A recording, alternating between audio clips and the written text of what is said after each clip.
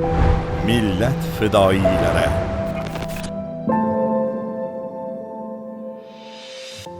Katta leytenant Abkelyamov Nariman Nosirovich 1971-yil 25 fevralda Qashqadaryo viloyatining Shahrisabz shahrida dunyoga kelgan.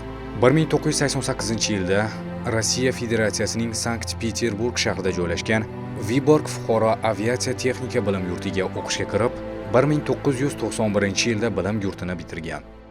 Faoliyatini Farg'ona viloyatining Qo'qon aeroportida bort texniki lavozimida xizmat qilishdan boshlagan.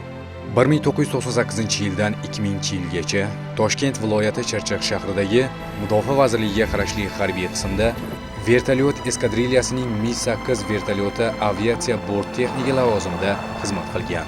2000-yil 19-avgust kuni katta leytenant Nariman Abkelyamov Surxondaryo viloyatining tog'li hududlarida bir guruh xalqaro terrorchilar tahdidini qaytarishdagi janglarda faol ishtirok etgan. 2000-yil jangarilar bazalariga havodan turib zarba berish harakatlarida Mi-8 vertolyotidan dushman guruhiga o'q yomg'iri yog'dirib, katta talofat yetkazilgan.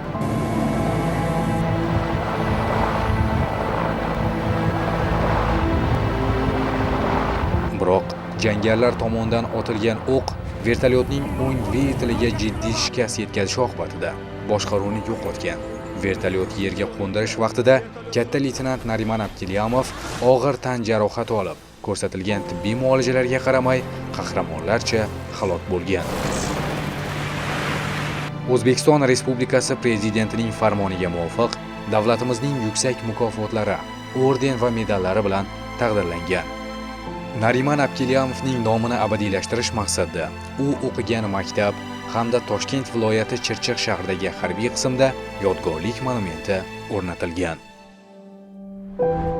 Vatan millat fidoyilarini unutmaydi. Ularning xotirasi qalbimizda mangu yashaydi.